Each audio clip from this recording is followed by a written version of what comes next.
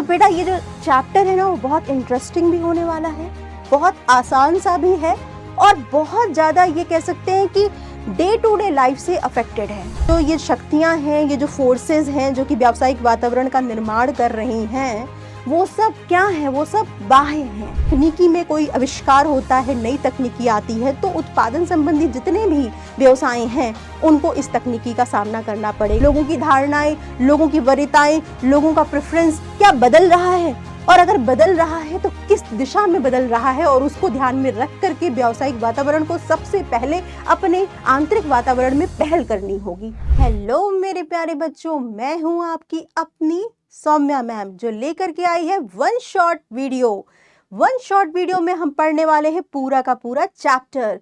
तो चैप्टर का नाम क्या है? बिजनेस एनवायरनमेंट, व्यावसायिक वातावरण। तो आइए पढ़ते हैं वन शॉट वीडियो में। सारी प्रॉब्लम का एक ही सलूशन है हमारे पास। तो देखते हैं बेटा, व्यवसाय अध्ययन में आज हम लोगों को जो टॉपिक लेना है वो है आपका चैप्टर नंबर 3। और ये कौन सा चैप्टर है? इस चैप्टर का नाम देखते हैं क्या है। ओके, तो स्टार्ट करते हैं नाउ। यस, आज जो हम पढ़ने वाले हैं वो है व्यावसायिक वातावरण, बिजनेस एनवायरनमेंट। ठीक है, तो सबसे पहले इस चैप्टर को स्टार्ट करने से पहले थोड़ी बातें कर लेते हैं। बातें इन द सेंस कि आप सब जानते हैं कि बिजनेस जो है वो एक एनवायरनमेंट में एग्जिस्ट कर रहा है। ठीक है, कैसे एनवायरनमेंट में, किस तरह के वातावरण में? वातावरण ऐसा है जो हमेशा क्या है? परिवर्तन कर रहा है। ठीक है, चेंज हो रहा है। बहुत सारी ऐसी घटनाएं हो रही हैं जो कि व्यवसाय उपक्रम यानी बिजनेस एंटरप्राइजेस को अफेक्ट करती हैं, प्रभावित करती हैं। ठीक है, तो ये सारा जो एनवायरनमेंट है, जो वातावरण है, जो कि स्टैटिक नहीं है, गतिशील है, चेंज हो रहा है, वो बिजनेस की कार्य प्रणालियों को, उसके फंक्शंस को किस प्रत्यक्ष और अप्रत्यक्ष तरीके से प्रभावित करता है। तो आज हम लोग वही सब घटक, वो सारे तत्व, वो सारे फोर्सेस, वो सभी शक्तियां जो कि बिजनेस को किसी भी प्रकार से प्रत्यक्ष या अप्रत्यक्ष तरीके से प्रभावित करती हैं, उसके बारे में आज अध्ययन करने वाले हैं। तो बेटा ये जो चैप्टर है ना वो बहुत इंटरेस्टिंग भी होने वाला है, बहुत आसान सा भी है और बहुत ज़्यादा ये कह सकते हैं कि डे टू डे लाइफ से अफेक्टेड है। ठीक है, बिजनेस को कौन कौन सी प्रॉब्लम का सामना करना पड़ता है, वो सारी चीज़ें हम लोग यहाँ पर एक एक करके देखने वाले हैं। तो ये था आपके चैप्टर का एक स्मॉल सा इंट्रोडक्शन। अब हम पढ़ेंगे कि इस चैप्टर में और क्या क्या चीज़ें हमें देखनी है।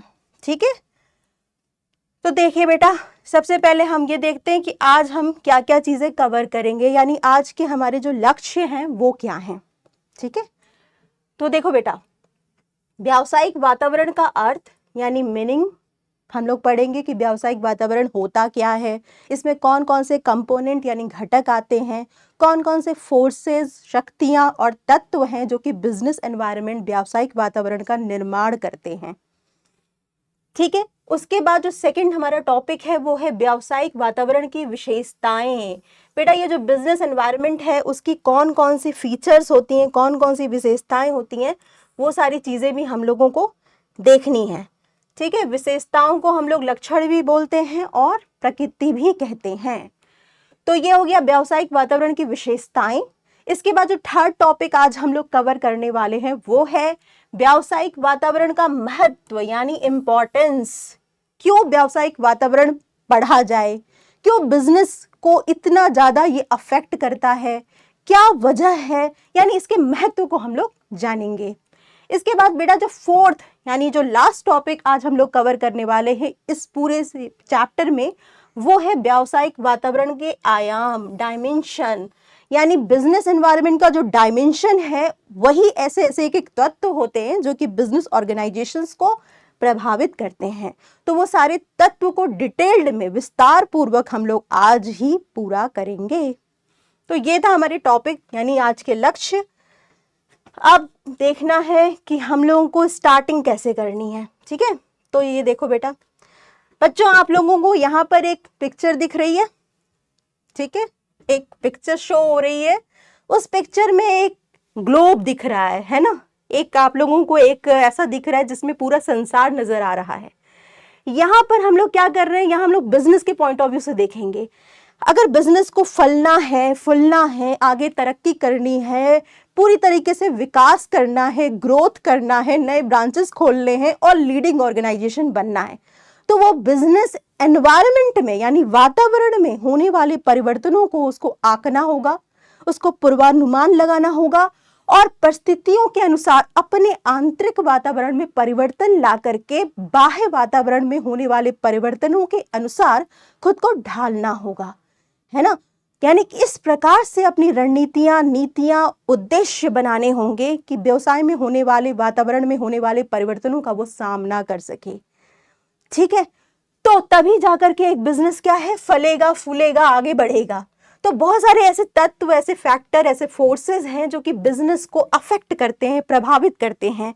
बिजनेस एनवायरनमेंट वही सारे तत्व, वही सारे फोर्सेस और शक्तियां होती हैं जो कि प्रत्यक्ष या अप्रत्यक्ष तरीके से किसी बिजनेस संगठन को, व्यावसायिक संगठन को प्रभावित करने की शक्ति रखती हैं। ठीक है, तो यहां पर देखेंगे हम लोग और भी बहुत सारी चीजें के बारे में। देखिए, सबसे पहले मीनिंग की बात करेंगे कि बिजनेस एनवायरनमेंट का मतलब क्या होता है। अब तक तो हम लोग नॉर्मल बातचीत में जान रहे हैं कि ऐसा कुछ वातावरण, ऐसी कुछ शक्तियां, ऐसे कुछ तत्व जो कि बिजनेस को प्रभावित करते हैं, व्यवसाय को प्रभावित करते हैं, उसी को वातावरण हम कह रहे हैं। ठीक है, लेकिन इसको लिखने के लिए शब्दों का चुनाव करना होगा। तो यहाँ देखो बच्चा, व्यावसायिक वातावरण यानी बिजनेस एनवायरनमेंट का अभिप्राय उन शक्तियों, कारकों, व्यक्तियों, संस्थाओं से है जो व्यावसायिक उद्यम के नियंत्रण से बाहर हैं, लेकिन यह इनके कार्य निष्पादन यानी कार्य विभाजन को प्रभावित करती हैं। बेटा, वो सारी शक्तियां, वो सारे तत्व, फैक्टर, कारक, संस्थाएं, सब कुछ जो कि किसी व्यवसाय को, किसी व्यावसायिक संगठन को प्रत्यक्ष और अप्रत्यक्ष तरीके से प्रभावित करे, अफेक्ट करे, उन सब तत्वों और कारकों और शक्तियों को हम लोग क्या कहते हैं, हम लोग कहते हैं व्यावसायिक वातावरण है वो। ठीक है, वो बिजनेस एनवायरनमेंट है। उसमें संस्थाएं भी आ सकती हैं, उसमें व्यक्ति विशेष भी आ सकते हैं, उसमें कारक भी आ सकते हैं, शक्तियां भी आ सकती हैं, तत्व भी आ सकते हैं। ठीक है, लेकिन बेटा व्यावसायिक वातावरण की जो शक्ति, कारक, संस्थाएं, तत्व हैं, वो सब क्या है, व्यवसाय के नियंत्रण से बाहर हैं। यानी व्यवसाय इन शक्तियों को, इन फोर्सेस को, इन ताकतों को, इन होने वाले परिवर्तनों को रोक नहीं सकता है। क्या कर सकता है, रोक नहीं सकता है, लेकिन क्या कर सकता है, वो इन तत्वों में होने वाले परिवर्तनों के आधार पर अपने आंतरिक वातावरण में यानी इंटरनल फैक्टर्स में चेंजेस ला सकता है, परिवर्तन ला सकता है। और इस प्रकार से वो क्या कर सकता है, सरवाइव कर सकता है, फाइट कर सकता है, चल सकता है। ठीक है, तो व्यावसायिक वातावरण के जितने भी घटक होते हैं वो सब कुछ क्या है, व्यावसायिक उपक्रम के नियंत्रण से बाहर है। ठीक है, ओके, तो इसको और थोड़ा सा समझने की बात करेंगे। इसमें क्या क्या चीजें आ रही हैं भाई, इसमें आ रही हैं शक्तियां, पावर, फोर्सेस। ठीक है, ये शक्तियां हम लोग यहां पर इसको क्या कह सकते हैं, फोर्सेस कह सकते हैं। और ये क्या है, ये सारी शक्तियां, जो फोर्सेस हैं, ये जो तत्व हैं, ये जो कारक हैं, वो सब क्या है, व्यावसायिक संगठन के बाहर के हैं, यानी नियंत्रण नहीं कर सकते। ये बाह्य भी होती हैं और अनियंत्रित होती हैं, इनको व्यावसायिक संगठन नियंत्रित नहीं कर सकते हैं। ठीक है, जैसे कि मान लीजिए कि कुछ एग्जाम्पल से इसको समझने की कोशिश करते हैं। जैसे मान लो सरकार का में परिवर्तन हो गया। ठीक है, सरकार के परिवर्तन से क्या होगा, व्यावसायिक वो नीतियां जो वो सरकार पुरानी वाली चला रही थी, हो सकती है नई सरकार आने पे वो नीतियां जो है वो नई बना दे, है ना। इसी तरह तकनीकी परिवर्तन हो सकते हैं, कोई पुरानी तकनीकी आउटडेटेड हो जाए और नई तकनीकी का आविष्कार हो जाए उत्पादन में। ठीक है, दूसरे तरीके से हम ये भी देख सकते हैं कि मान लीजिए कि सामाजिक वातावरण में यानी लोगों के टेस्ट में, प्रेफरेंस में, उनकी वरीयता में, उनके चुनाव में परिवर्तन हो जाए, तो लोग वस्तुओं की जो मांग पहले कर रहे थे वो हो सकता है बदल करके उस वस्तु की मांग ना करके दूसरी वस्तु को प्रेफरेंस देने लगे, वरीयता देने लगे। तो परिवर्तन क्या है? परिवर्तन किसी भी प्रकार के हो सकते हैं जो कि व्यावसायिक वातावरण बनाते हैं, और ये परिवर्तन जो है वो बिजनेस ऑर्गेनाइजेशंस के नियंत्रण के बाहर होते हैं। इनको रोका नहीं जा सकता है, संगठन इनको रोक नहीं सकती है। बस वो क्या कर सकती है, इनका पूर्वानुमान लगा सकती है, और पूर्वानुमान लगाने के बाद अपनी आंतरिक नीतियों में परिवर्तन करके इनका सामना करने के लिए खुद को तैयार कर सकती है। ठीक है, तो ये नियंत्रण से बाहर होते हैं। एक और पॉइंट याद रखिएगा, ये नियंत्रण से बाहर होते हैं। किसके नियंत्रण से बाहर होते हैं? व्यावसायिक संगठन के।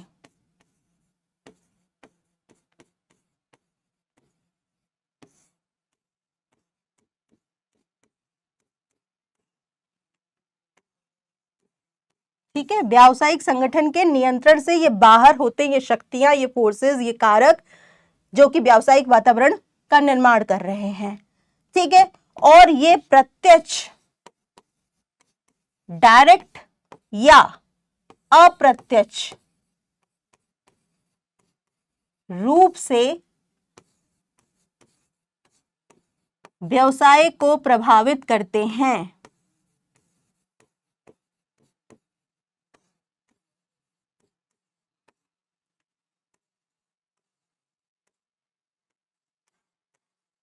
ठीक है, ये जितने भी शक्तियां हैं, ये जितने भी कारक और घटक हैं जो कि व्यावसायिक वातावरण में हो रहे हैं, वो व्यवसाय को प्रत्यक्ष, डायरेक्ट यानी डायरेक्ट मतलब प्रभावित कर देंगे, या प्रत्यक्ष तरीके से यानी किसी वातावरण में परिवर्तन हुआ और उस वातावरण के परिवर्तन के स्वरूप बिजनेस में परिवर्तन हुआ, बिजनेस की रणनीतियों में या बिजनेस पर कोई ना कोई प्रभावित बिजनेस हुआ, तो व्यवसाय को प्रभावित करते हैं।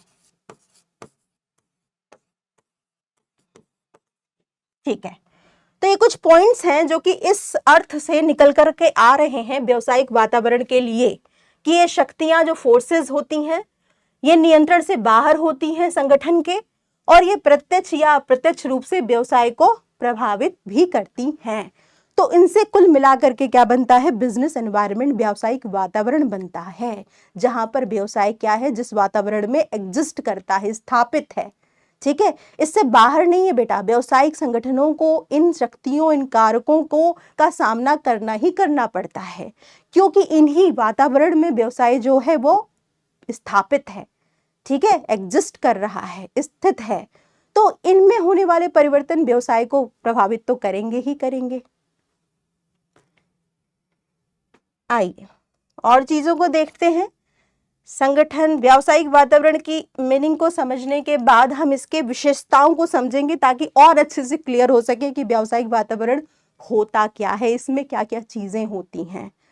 तो देखो बच्चों, व्यावसायिक वातावरण की विशेषताओं में पहला जो विशेषता है वो सभी बाह्य शक्तियां। ये जो शक्तियां हैं, ये जो फोर्सेस हैं, ये जो घटक हैं, ये जो कारक हैं व्यावसायिक वातावरण के, वो सब क्या है? बिजनेस ऑर्गेनाइजेशन के बाहर के हैं। बिजनेस ऑर्गेनाइजेशन के अंदर की ये शक्तियां या फोर्सेस नहीं है, ये तत्व अंदर नहीं हो रही है उसकी, बल्कि वातावरण में हो रही हैं जो कि बाह्य है, जो बाहर है। जैसे व्यावसायिक वातावरण में वो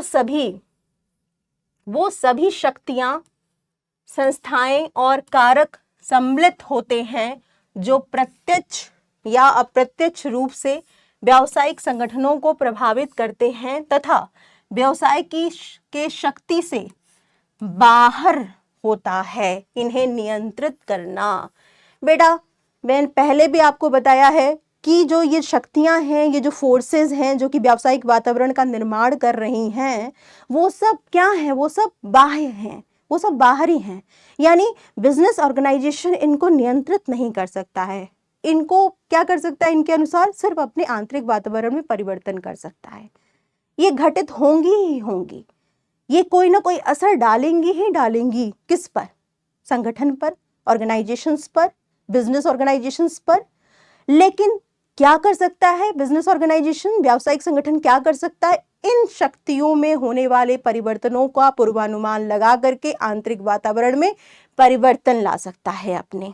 ठीक है, ये सारी जो भी फोर्सेस हैं, ये सारी जो भी परिवर्तन हो रहे हैं वो क्या है, व्यावसायिक वातावरण के बाहर के परिवर्तन हैं और संगठन के बाहर के परिवर्तन हैं, और कहीं ना कहीं ये प्रत्यक्ष या अप्रत्यक्ष तरीके से व्यावसायिक संगठनों की कार्यप्रणालियों को प्रभावित करते हैं। ठीक, तो पहला पॉइंट हो गया कि ये सारी क्या है, बाह्य सोर्सेस हैं, अंदर नहीं घटित हो रही हैं संगठन के, बल्कि बाहर हो रही हैं। आइए दूसरी बात करते हैं, दूसरी जो विशेषता है वो क्या है। देखिए सेकंड में कह रहे हैं कि व्यावसायिक वातावरण में दो तरह की शक्तियां होती हैं, दो तरह की फोर्सेस होती हैं। कौन कौन सी? विशिष्ट, स्पेसिफिक, और सामान्य, जनरल। देखो बेटा, विशिष्ट शक्तियां क्या हैं और सामान्य शक्तियां क्या हैं, जो कि व्यावसायिक वातावरण की दो प्रमुख शक्तियां या फोर्सेस हैं। वो देखो, विशिष्ट शक्तियों को थोड़ा पढ़ते हैं। इससे अभिप्राय उन तत्वों और कारक से है जो किसी एक व्यवसाय को, जिससे यह शक्तियां प्रत्यक्ष संबंधित हैं, किसी एक व्यवसाय को जिससे ये शक्तियां प्रत्यक्ष संबंधित हैं से हैं, जो उसी व्यवसाय को प्रभावित करेंगी जिससे ये संबंधित होंगी। इसका मतलब थोड़ा समझें। इसका मतलब समझने के लिए एक उदाहरण लेते हैं, तभी इस जो विशिष्ट शक्तियां है, स्पेसिफिक फोर्सेस, उसको अच्छे से समझ सकेंगे। तो देखो बच्चों, यहाँ पर मैं एक एग्जांपल लेती हूँ, जरा ध्यान से देखना। ये मान लो एक इंडस्ट्री है, एक कारखाना है, ठीक है, इसको हम लोग एक कारखाना मान लेते हैं जहां कोई उत्पादन कार्य हो रहा है। ठीक है, अच्छा, अब इस उपक्रम, इस संगठन, या इस जो भी कह सकते हैं, इस कारखाना, इस उद्योग को कह सकते हैं, एक उद्योग है ये, उत्पादन से संबंधित उद्योग है ये। इसमें उत्पादन करने के लिए किसकी जरूरत पड़ेगी? कच्चे माल की जरूरत पड़ेगी, है ना, रॉ मटेरियल्स की जरूरत पड़ेगी। तो ये जो कच्चा माल है उसको सप्लाई करने वाले कुछ सप्लायर्स होंगे, पूर्तिकर्ता होंगे, जो इस उद्योग से ही जुड़े होंगे, है ना, पूर्तिकर्ता। ठीक है, तो पूर्तिकर्ता क्या है? जो रॉ मटेरियल, कच्चे माल सप्लाई कर रहे हैं इस स्पेसिफिक, इस विशिष्ट उद्योग को, इस पर्टिकुलर उद्योग को। अगर मान लीजिए इसके अलावा इस उद्योग से उत्पादित जो वस्तु है उसके कुछ ग्राहक यानी उपभोक्ता होंगे, ठीक है, इसके ही कुछ उपभोक्ता होंगे, ये इन वस्तुओं जो ये निर्माण कर रही है ये उद्योग, उसके कुछ उपभोक्ता हैं। कुछ क्रमिक यानी मजदूर जो होंगे, जो इस उद्योग में कार्य कर रहे होंगे, वो इसी से संबंधित होंगे, मजदूर जिसे कह सकते हैं, मजदूर या क्रमिक। अब बेटा ये देखो जरा, ये सब क्या है? पूर्तिकर्ता, उपभोक्ता, मजदूर, ये सब क्या कहे जाएंगे? ये सब वो शक्तियां कहे जाएंगे जो कि कौन सी शक्तियां हैं? विशिष्ट शक्तियां हैं। क्योंकि मान लीजिए, सपोज करिए कि इस वस्तु का दाम बढ़ गया, ठीक है, इनकी जो उत्पादित वस्तु है उसका बाजार में मूल्य बढ़ गया। अब उपभोक्ताओं ने क्या कर दिया? मूल्य बढ़ने से उपभोक्ताओं की परचेजिंग पावर, क्रय शक्ति कम हो गई और उपभोक्ताओं ने मांग करनी कम कर दी। ठीक है, मांग करनी कम कर दी मतलब उपभोक्ता जो है वो कम हो गए, इस उद्योग से संबंधित उपभोक्ता ही कम हुए हैं। ठीक है, इसी तरह मान लीजिए कि संसाधनों यानी रॉ मटेरियल की भी वैल्यू बढ़ गई और पूर्तिकर्ता जो है वो बड़े दाम मांगने लगे। तो बड़े दाम मांगने से क्या होगा? इस उद्योग ने उस पूर्तिकर्ता को बदल दिया या दूसरे पूर्तिकर्ता को, सप्लायर को अरेंज करने लगे। ठीक है, तो हम ये कह सकते हैं कि ये जो पूर्तिकर्ता है, उपभोक्ता है, और मान लीजिए मजदूर हड़ताल पे चले गए, स्ट्राइक करने लगे, तो उनके स्ट्राइक करने से ये उद्योग सिर्फ प्रभावित होगा क्योंकि मजदूर जो है वो इसी उद्योग से संबंधित हैं। तो हमने देखा कि स्पेसिफिक शक्तियां या विशिष्ट शक्तियां वे शक्तियां होती हैं जो कि सभी उद्योगों को, सभी संगठन को, व्यावसायिक संगठनों को प्रभावित नहीं कर रही हैं, बल्कि किसी एक विशिष्ट उद्योग यानी उद्योग या संगठन या उपक्रम को प्रभावित करती हैं, प्रत्यक्ष, डायरेक्टली। अप्रत्यक्ष तरीके से भी नहीं, प्रत्यक्ष। अगर इनके मजदूर छोड़ के चले जाएंगे तो इसी संगठन को, इसी उद्योग को तो प्रभावित होगी ना, केवल यही उद्योग प्रभावित होगा। अगर पूर्तिकर्ताओं ने संसाधनों का मूल्य बढ़ा दिया तो केवल यही संगठन, यही उद्योग प्रभावित होगा, सभी और अदर उद्योग तो प्रभावित होंगे नहीं, क्योंकि पूर्तिकर्ता सिर्फ इसी उद्योग से संबंधित हैं। इसी तरह अगर मान लीजिए उपभोक्ताओं की रुचि में बदलाव हो गया और उपभोक्ता जो है वो इस उद्योग से उत्पादित वस्तुओं को परचेज न करके किसी और उद्योग के या किसी और संगठन के उत्पादित वस्तु को क्रय करने लगे, तो हम ये कह सकते हैं कि विशिष्ट शक्तियां वे शक्तियां होती हैं जो किसी एक उद्योग या एक उपक्रम या एक व्यवसाय को ही प्रत्यक्ष तरीके से प्रभावित करती हैं, इफेक्ट करती हैं, अफेक्ट करती हैं। ठीक है, अब हम बात करेंगे सामान्य शक्तियां क्या होती हैं भाई।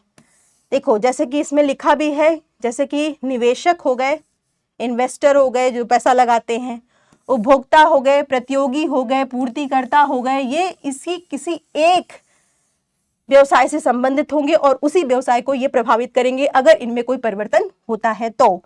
सामान्य शक्तियां क्या होती हैं? ये सामाजिक, आर्थिक, वैधानिक, तकनीकी तथा राजनीतिक स्थितियां होती हैं जो कि क्या करती हैं? व्यवसाय को अप्रत्यक्ष रूप से प्रभावित करती हैं। बेटा, किसी भी प्रकार का व्यवसाय हो, उद्योगी हो, निर्माणी हो, सरकारी हो, निजी हो, किसी भी तरह का हो, उसमें सामान्य तौर पर जो शक्तियां अगर में परिवर्तन अगर होगा, व्यावसायिक वातावरण की सामान्य शक्तियों में अगर कोई परिवर्तन होगा तो ध्यान रखना कि इस परिवर्तनों के फलस्वरूप, परिणाम स्वरूप सभी प्रकार के उद्योग, सभी प्रकार के व्यावसायिक संगठनों पर असर कम या ज्यादा जरूर पड़ेगा। तो सामान्य तरीके से, जनरल वे में अगर हम कहें कि सामान्य शक्तियां वे शक्तियां होती हैं जो किसी एक व्यवसाय को नहीं बल्कि सामान्यतः सभी प्रकार के व्यवसायों को प्रभावित करती हैं, उसे हम लोग क्या कहेंगे? व्यावसायिक वातावरण की सामान्य शक्तियां कहते हैं, जनरल फोर्सेस कहते हैं। जैसे कि सामाजिक वातावरण में परिवर्तन होना, हम सब जानते हैं कि अगर कल्चर में, संस्कृति में, ट्रेडिशन में, परंपराओं में कोई परिवर्तन होता है, लोगों की कह सकते हैं कि प्रेफरेंस, वरीयताएं अगर बदलती हैं तो इसका असर सभी पर पड़ता है। जैसे मान लीजिए पाश्चात्य संस्कृति के प्रति लोगों का जो रुझान बढ़ता है तो वो सभी प्रकार के व्यवसायों पर असर डालेगी, है ना। इसी तरह अगर राजनीतिक परिवर्तन होता है, कोई नई सरकार आती है और नई सरकार आकर के नई नीतियां बना देती है व्यावसायिक संगठनों के लिए, तो हर प्रकार के संगठन इससे प्रभावित होंगे सामान्यतः। ठीक है, इसी प्रकार तकनीकी में कोई आविष्कार होता है, नई तकनीकी आती है, तो उत्पादन संबंधी जितने भी व्यवसाय हैं उनको इस तकनीकी का सामना करना पड़ेगा, इस परिवर्तन का सामना करना पड़ेगा और वो कहीं ना कहीं अप्रत्यक्ष तरीके से जरूर प्रभावित होंगे।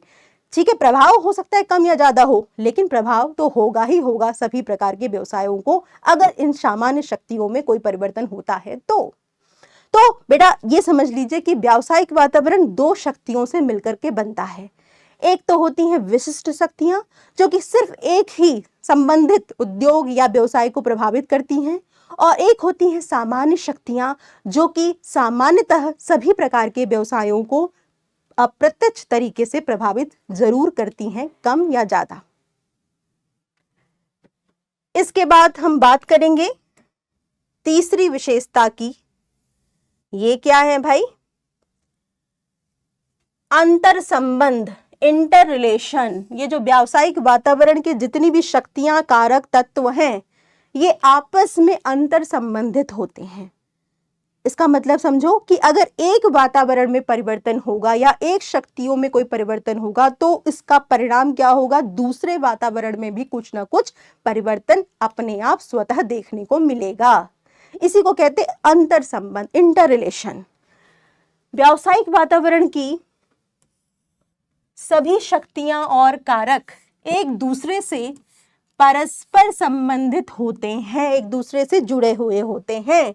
उदाहरण के लिए अगर हम बात करें कि पश्चिमी सभ्यता के लिए नौजवानों का जो आकर्षण बढ़ रहा है, उससे हम देख रहे हैं कि फास्ट फूड जो है उसकी मांग बढ़ रही है, फास्ट फूड कंपनीज की मांग बढ़ रही है और ऐसे व्यवसायों का भी उत्थान हो जा रहा है।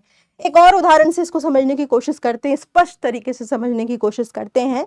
मान लीजिए कि सामाजिक वातावरण में कोई परिवर्तन हो गया, सामाजिक वातावरण में कोई परिवर्तन हुआ,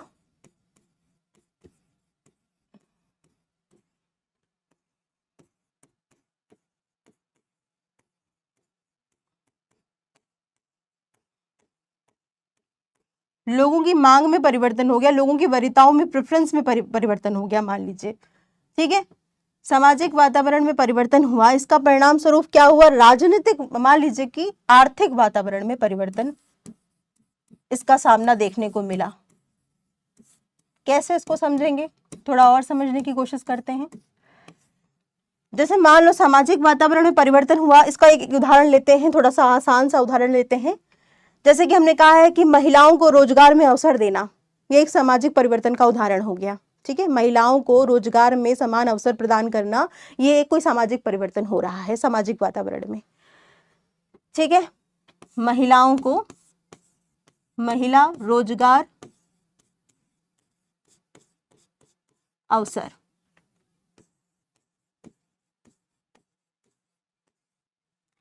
ठीक है। इस महिला रोजगार अवसर का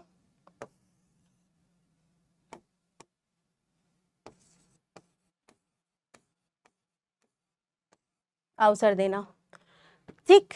अब यहां पर देखो, हमने सामाजिक वातावरण में परिवर्तन हुआ है, महिला रोजगार अवसर बढ़ा है, इससे क्या होगा बेटा, क्या इसका असर कुछ आर्थिक वातावरण पे पड़ेगा, अर्थव्यवस्था पर क्या कोई असर पड़ेगा, बताइए जल्दी से। आर्थिक वातावरण पर किसका कोई असर पड़ेगा, तो हम बता रहे हैं यस पड़ेगा।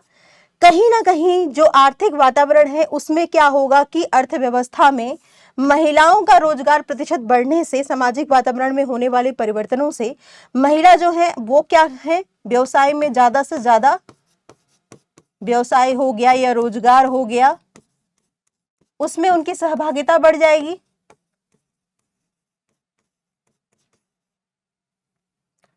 उसमें उनकी क्या बढ़ जाएगी, सहभागिता बढ़ जाएगी, कंट्रीब्यूशन बढ़ जाएगा।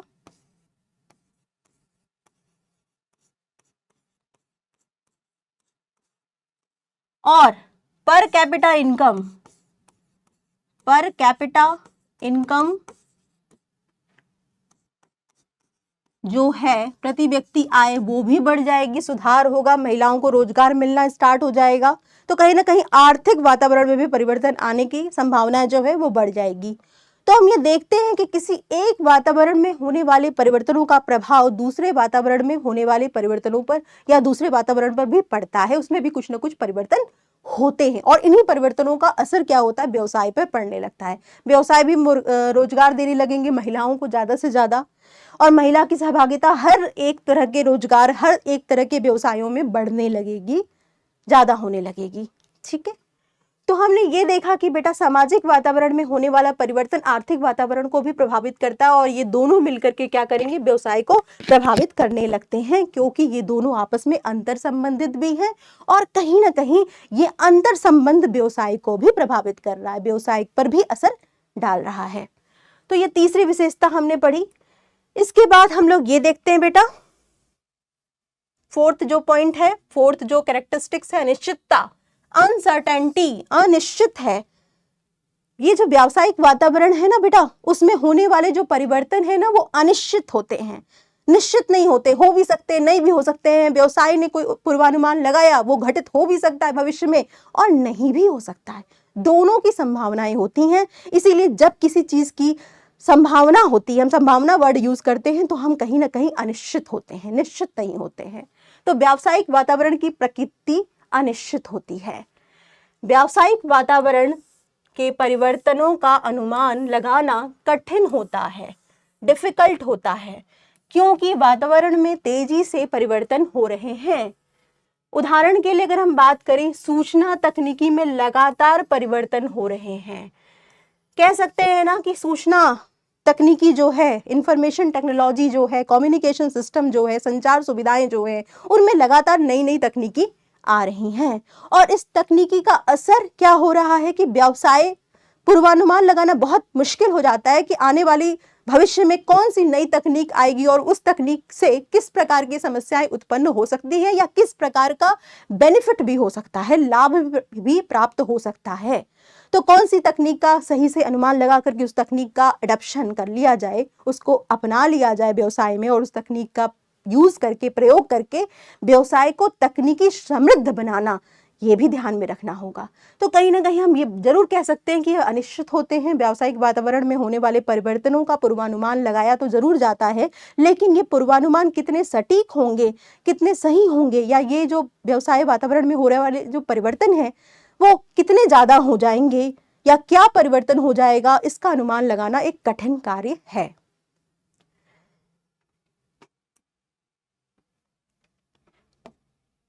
फिर जो नेक्स्ट कैरेक्टरिस्टिक्स है वो क्या है, गतिशील है। व्यावसायिक वातावरण में जितनी भी शक्तियां हैं, या जो व्यावसायिक वातावरण का निर्माण करने वाली जो शक्तियां, कारक, घटक, तत्व जो भी हैं, वो क्या है, गतिशील है, वो परिवर्तनशील है, स्टैटिक नहीं है ना। वो हमेशा क्या है, बदल रहा है, ये वातावरण हमेशा इसमें बदलाव हो रहे हैं, कुछ ना कुछ चेंजेस आ रहे हैं, कभी ना कहीं, जैसे एग्जाम्पल के तौर पे तकनीक में हमेशा नए नित्य प्रतिदिन परिवर्तन आते रहते हैं। वैसे ही हमने देखा कि व्यावसायिक वातावरण में लगातार परिवर्तन हो रहे हैं, ये स्थिर नहीं है, स्टैटिक नहीं है, ये दृढ़ नहीं है, कठोर नहीं है।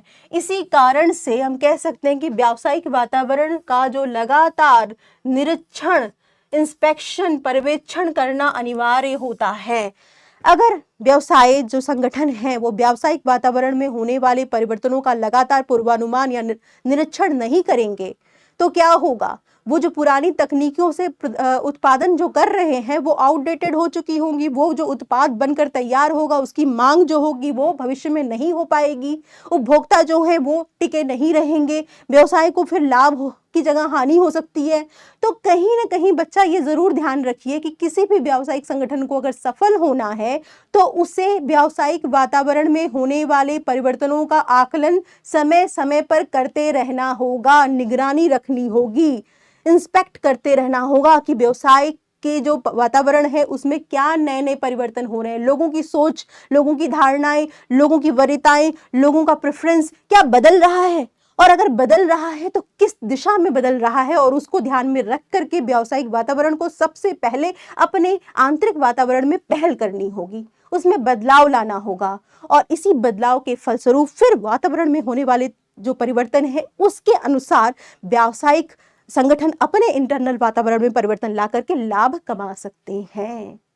तो निरीक्षण करने की जरूरत है, क्योंकि व्यावसायिक वातावरण गतिशील है, लगातार चेंज हो रहा है।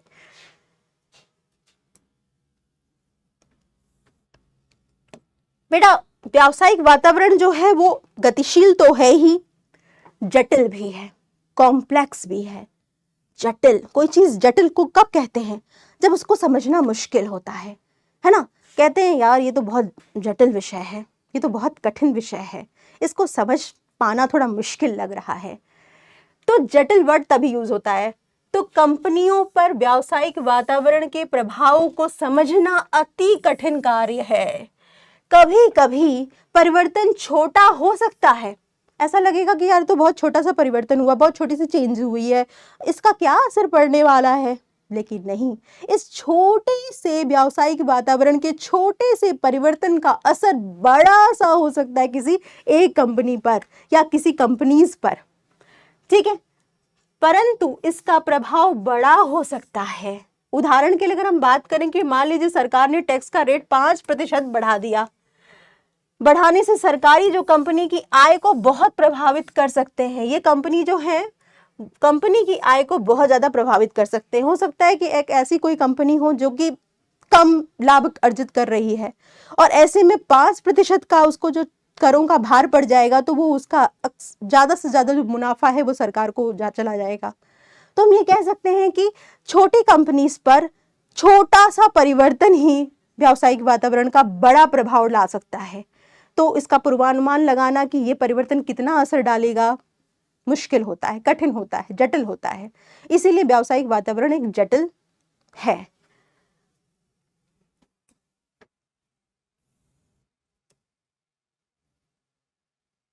देखिए 7वां जो पॉइंट है वो है सापेक्षता, रिलेटिविटी जिसे कहते हैं। व्यावसायिक वातावरण का प्रभाव एक कंपनी से दूसरे कंपनी तक या एक देश से दूसरे देश तक भिन्न हो सकता है। अब ये क्या हुआ बात हुई, ये क्या कह दिया आपने, कुछ समझ में नहीं आया लिखा हुआ, तो इसको समझते हैं। जैसे मान लीजिए कि इंडिया में क्या है, इंडिया का जो सामाजिक वातावरण है या इंडिया में जो समाज है, इंडियंस हैं, जो भारतीय जो है, उनकी वेशभूषा, उनकी बोलचाल, उनकी प्रकृति, उनकी सोच, उनकी आदतें अलग होंगी। किससे अलग होंगी? दूसरे देशों से। हो सकता है अमेरिका में जो लोग रह रहे हैं, अमेरिका में जो लोग रह रहे हैं, उनकी संस्कृति, उनकी सोच, उनकी उनकी समझने की शक्ति, उनका काम करने का तरीका, उनका पहनावा अलग है इंडियन से, भारतीयों से, है ना। तो हो सकता है कि व्यवसायिक वातावरण में अगर कोई परिवर्तन होता है तो भारत पर उसका असर कुछ और होगा और विदेशों में उसका असर कुछ और हो सकता है। जैसे कि भारत में क्या है, साड़ियों की मांग है, भारत में साड़ियों की अपनी परंपरागत वेशभूषा की मांग है, लेकिन क्या साड़ी उद्योग अमेरिका में, यूएसए में भी उतना ही सफल होगा? या उस हमारे यहाँ होने वाले परिवर्तन, हमारे देश में होने वाले परिवर्तनों का असर क्या वहां पर बिल्कुल उतना ही पड़ेगा? नहीं, क्योंकि हर एक देश की संस्कृति अलग अलग है, हर देश की अर्थव्यवस्था अलग अलग है, हर देश का लीगल जो ढांचा है वो अलग अलग है। तो हम ये कह सकते हैं कि सापेक्षता, रिलेटिविटी का मतलब होता है कि व्यावसायिक वातावरण का प्रभाव एक कंपनी से दूसरे कंपनी तक या एक देश से दूसरे देश तक अलग अलग हो सकता है। इसको और समझने के लिए, और अच्छे से समझने के लिए हम ये देखते हैं कि मान लीजिए कि कैसे किसी कंपनी, मान लीजिए कि पेय पदार्थों की अगर हम बात करें, ठीक है, सॉफ्ट ड्रिंक की बात करें, तो लोगों क्या अभी पेस्टिसाइड देखने को मिला था किसमें, सॉफ्ट ड्रिंक्स में, ठीक है, कोक में, कोका कोला में, ये सब में पाया गया कि पेस्टिसाइड्स की मात्रा ज़्यादा है। अब ऐसे में क्या होगा, कोई भी लोग जो है वो हानिकारक चीज़ों का तो प्रयोग करेगा नहीं, तो फिर कोक पदार्थों में, पेय पदार्थों में, ये जो सॉफ्ट ड्रिंक्स जिसे कहते हैं, उनकी जो मांग हुई वो कम हो गई। अब भैया एक कंपनी को तो नुकसान हो गया, क्योंकि कहीं ना कहीं सरकार ने क्या कर दिया, इन पर कहीं ना कहीं जो कर है उसका दर बढ़ा दिया, तो इनकी जो मांग है वो कम हो गई। अब इन पेय पदार्थों की मांग कम होने से दूसरी कंपनी को क्या लाभ होगा? बिल्कुल होगा। मान लीजिए दूध के, डेयरी के प्रोडक्ट्स जो हैं वो मार्केट में अब आने लगे एज अ पेय पदार्थ। गर्मी के दिन थे, लोगों को कुछ ना कुछ तो पीना ही है, अपनी ठंड बुझानी ही, अपनी ठंडक लानी ही है। तो कहीं ना कहीं क्या हुआ, यहाँ पर सॉफ्ट ड्रिंक में जो कोक और पेप्सी और जो कोका कोला पदार्थों का उपभोग पहले किया जाता था, उसके स्थान पर अब लोग देसी घी से बने हुए शुद्ध लस्सी, इन सब चीज़ों का प्रयोग करने लगे। तो हम ये कह सकते हैं कि यहाँ पर एक कंपनी को तो नुकसान हो गया, लेकिन दूसरी कंपनी को फायदा हो गया एक ही घटक के परिवर्तन से। सरकार की एक नीति बदली, जो कर का दर था वो बढ़ा दिया सरकार ने उन पदार्थों के लिए जहां पर हानिकारक वस्तुओं का निर्माण हो रहा था। ऐसे में उनकी उस वस्तुओं की, उस कंपनी के उत्पादों की जो मांग है वो तो घट गई, लेकिन साथ ही साथ हम देख रहे हैं कि दूसरी कंपनी को इससे फायदा हो गया। तो यहाँ पर सापेक्षता यहाँ देखने को मिली कि कंपनी में एक कंपनी को वही चीज फायदा दे रही है, वही घटक, वही परिवर्तन, और दूसरी कंपनी को सेम परिवर्तन से नुकसान हो रहा है। इसी प्रकार से एक देश से दूसरे देशों में परिवर्तनों का असर अलग अलग पाया जाता है, तो इसे कहते हैं सापेक्षता। ठीक है, जैसे कि मैं यहाँ पे बोल सकती हूँ कि व्यावसायिक वातावरण, व्यावसायिक वातावरण में होने वाला परिवर्तन, होने वाला परिवर्तन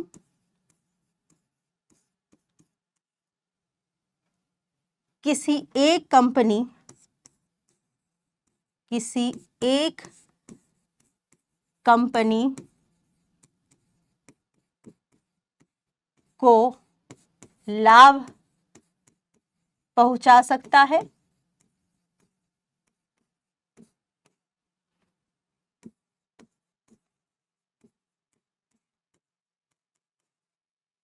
और उसी समय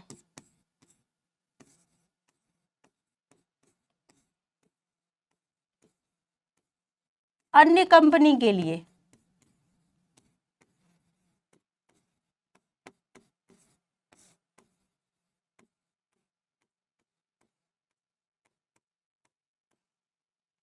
चुनौती उत्पन्न कर सकता है।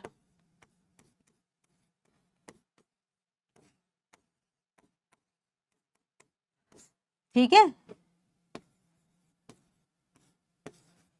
इसको ऐसे समझा जा सकता है कि एक परिवर्तन हुआ, वही परिवर्तन तो किसी एक कंपनी के लिए अच्छा हो गया और दूसरे कंपनी के लिए वही परिवर्तन चुनौती बन करके आ गया।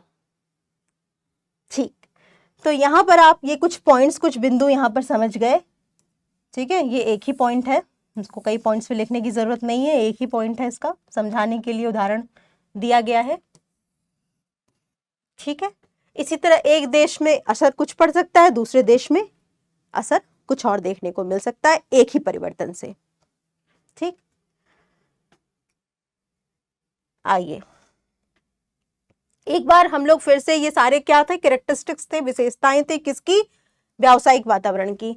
जल्दी जल्दी एक बार फिर से देख लेते हैं सारी विशेषताओं को, सिर्फ एक लाइन में, ज्यादा टाइम नहीं लेंगे। व्यावसायिक वातावरण की जो विशेषताएं थी वो सभी क्या हैं, बाह्य शक्तियां। व्यावसायिक वातावरण में जितने कारक, जितनी शक्तियां होती हैं वो सब बाह्य होती हैं, व्यावसायिक संगठन के बाहर की शक्तियां होती हैं। इनको व्यावसायिक संगठन नियंत्रित नहीं कर सकता, केवल पूर्वानुमान लगा सकता है। ठीक है, इसके बाद हमने क्या देखा था बेटा, इसके बाद हमने जो दूसरी विशेषता देखी थी वो ये देखी थी कि ये जो शक्तियां होती हैं जो व्यावसायिक वातावरण का निर्माण करती हैं वो दो प्रकार की होती हैं। एक होती है विशिष्ट शक्ति और दूसरी होती है सामान्य शक्ति। विशिष्ट शक्ति वो शक्ति होती है जो किसी एक ही विशेष प्रकार के उद्योग या व्यावसायिक संगठन को अप्रत्यक्ष तरीके से प्रभावित करती है, और जो सामान्य शक्तियां होती हैं व्यावसायिक वातावरण की वो अप्रत्यक्ष तरीके से, इनडायरेक्ट तरीके से सभी प्रकार के व्यावसायिक वातावरण को कम या ज्यादा प्रभावित करती हैं। ठीक है, इसके बाद हम लोगों ने क्या देखा बेटा, हमने ये देखा तीसरी विशेषता के रूप में ये अंतर संबंधित होती हैं, यानी व्यावसायिक वातावरण में होने वाला परिवर्तन, एक अगर वातावरण में परिवर्तन हो रहा है तो दूसरे वातावरण में भी उस परिवर्तन का असर देखने को मिलेगा, और कुल मिलाकर के ये अंतर संबंधित होते हैं, यानी एक वातावरण में होने वाले परिवर्तन से दूसरे वातावरण पर भी कुछ ना कुछ असर पड़ता है। ठीक है, इसके बाद हमने क्या देखा भाई, ये सब क्या है, अनिश्चित है, अनसर्टेन है। ये जो व्यावसायिक वातावरण में होने वाला परिवर्तन है वो अनिश्चित होता है, उसका पूर्वानुमान लगाना थोड़ा कठिन होता है, वो हो भी सकता है और नहीं भी हो सकता है। ओके, इसके बाद हमने क्या देखा भाई, ये गतिशील है। व्यावसायिक वातावरण के जो कंपोनेंट हैं, जो शक्तियां हैं, जो वातावरण में हमेशा परिवर्तन हो रहा है, परिवर्तन होना ही होना है, कम या ज्यादा हो सकता है लेकिन परिवर्तन होगा, स्टैटिक नहीं है, दृढ़ नहीं है। ठीक, इसके बाद हमने क्या देखा भाई, हमने देखा ये बहुत जटिल है भैया, व्यावसायिक वातावरण का जो परिवर्तन है उसका पूर्वानुमान तो हमने लगा दिया, पूर्वानुमान हमने लगा दिया, लेकिन ये पूर्वानुमान कितना सटीक होगा इसकी आकलन करना मुश्किल है। और भैया एक छोटा सा परिवर्तन, एक वातावरण में छोटा सा परिवर्तन हुआ है लेकिन इसका असर किसी कंपनी पर बहुत ज्यादा पड़ सकता है, तो ये बहुत कॉम्प्लेक्स है समझना कि एक परिवर्तन का असर कितना ज्यादा पड़ेगा किसी दूसरे संगठन पर। ठीक है, इसके बाद हमने क्या देखा भाई, हमने ये देखा सापेक्षता का विशेषता देखा। इसमें हमने ये देखा कि जो ये व्यावसायिक वातावरण के जो कारक हैं, जो शक्तियां हैं, वो क्या हैं, वो सापेक्ष हैं, यानी किसी कंपनी पर इनका अनुकूल प्रभाव पड़ता है और किसी दूसरी कंपनी पर वही परिवर्तन का प्रतिकूल प्रभाव पड़ सकता है। इसके बाद हमने ये भी देखा कि एक देश में इसका असर कुछ और हो सकता है परिवर्तनों का, और दूसरे देश पर इसका परिवर्तनों का असर कुछ और हो सकता है। ठीक है, तो ये सारी चीजें हम लोगों ने विशेषताओं में पढ़ ली हैं। अब हम क्या पढ़ने वाले हैं, हम पढ़ने वाले हैं व्यावसायिक वातावरण को इतना महत्व क्यों दिया जाए, या इसका इतना महत्व क्यों होता है। तो देखो बच्चों, यहां पर पहला पॉइंट हम लोग डिस्कस करने वाले हैं, फर्म के अवसरों की पहचान करने तथा प्रथम प्रस्तावक द्वारा लाभ प्राप्त करने में सक्षम बनाना इसका पहला महत्व है। भैया ये समझ में नहीं आया, ये जो सेंटेंस है वो हम लोगों के पल्ले नहीं पड़ा, इसको आसान शब्दों में बताइए। तो आसान से शब्दों में यहां पर कहना ये है कि जो फर्स्ट मूवर एडवांटेज, जो पहले आया वो पहले पाया, यानी अगर आप में से व्यावसायिक संगठन में से कोई ऐसा संगठन जो व्यावसायिक वातावरण में होने वाले परिवर्तनों का सबसे पहले अनुमान लगा लेता है और इन परिवर्तनों के अनुसार अपने आंतरिक वातावरण में परिवर्तन ला देता है, वो सबसे ज्यादा लाभ कमाता है। जी हाँ, यानी व्यावसायिक वातावरण अवसर प्रदान करते हैं, एक महत्व क्या हो गया कि व्यावसायिक वातावरण में होने वाले परिवर्तन व्यावसायिक संगठनों को अवसर प्रदान करते हैं कि पहले आओ, पहले पाओ, पहले हमारा फायदा उठाओ। व्यवसायी जो आंशिक स्तर पर व्यावसायिक वातावरण के अवसरों को समझने और उनका विश्लेषण करने योग्य होते हैं, वे अधिकतम लाभ प्राप्त करते हैं बच्चा, या वे बाजार में एक बड़ा अंश रख सकते हैं। इसको थोड़ा सा समझाऊंगी मैं एक उदाहरण के माध्यम से। आप सब जानते हैं, चैट तो बहुत करते हो तुम लोग, दिन भर चैटिंग करने में लगे रहते हो कहीं ना कहीं, है ना। तो ये जो चैट सुविधा जो तुम लोग इतनी आसानी से उसका यूज कर रहे हो, वो उसमें सबसे पहले, सबसे प्रमुख, सबसे शुरू में ये जो चैट सुविधा प्रदान करने वाली कंपनी या ऐप बनाने वाली कौन सा ऐप था, कौन सा ऐप लॉन्च हुआ था, बता सकते हो? व्हाट्सएप। यस, जो व्हाट्सएप करते हो तुम लोग, तो व्हाट्सएप कंपनी ने सबसे पहले इस अवसर का लाभ उठाया। उसने चैट जो हम लोग चैट करते हैं ऑनलाइन, उसके माध्यम से सबसे पहले ऐप निकाला, चैटिंग ऐप, ठीक है, व्हाट्सएप बनाया। तो कहीं ना कहीं आज व्हाट्सएप को देखा देखी बहुत सारी कंपनीज आ गई हैं जो कि चैट मैसेंजर का यूज कर रही हैं, चैटिंग ऐप बना रही हैं। लेकिन आज भी मार्केट में अगर हम बात करें तो चैटिंग ऐप में व्हाट्सएप सबसे प्रमुख है ना। क्यों प्रमुख है? क्योंकि सबसे पहले इसने अवसरों को पहचाना, तकनीकी परिवर्तनों को जाना, लोगों की मांग को जाना, उनका पूर्वानुमान लगाया और सबसे पहले चैटिंग ऐप का आविष्कार कर दिया। और आज भी मार्केट में सबसे ज्यादा इसी का प्रभुत्व है, ठीक है। तो बाद में आने से कुछ नहीं होगा, पहले आने से होगा। यहां पर देखो, ये पहचान सकते हो कि व्हाट्सएप लीडिंग चैटिंग ऐप है। बहुत सारे हैं, जैसे कि फेसबुक मैसेंजर हो गया, वी चैट हो गया, ये सब क्या है? ये सब भी चैटिंग ऐप निकले हैं। लेकिन व्हाट्सएप का जो एकाधिकार है वो सबसे ज्यादा है। क्यों ज्यादा है? क्योंकि व्यावसायिक वातावरण में होने वाले परिवर्तनों का सबसे पहले पूर्वानुमान लगाने वाली ये जो व्हाट्सएप कंपनी थी, इसी ने चैटिंग ऐप सबसे पहले लॉन्च किया था। इसीलिए प्रमुख लीडिंग चैटिंग ऐप कंपनी बनकर ये उभर कर आई है।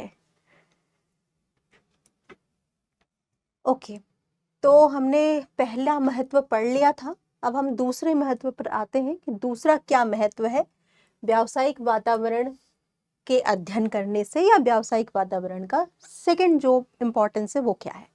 तो देखो बच्चों, चेतावनी का संकेत, जो बिजनेस एनवायरनमेंट है ना, व्यावसायिक वातावरण जो है ना, वो अवसर भी प्रदान करता है और चेतावनी भी बताता है।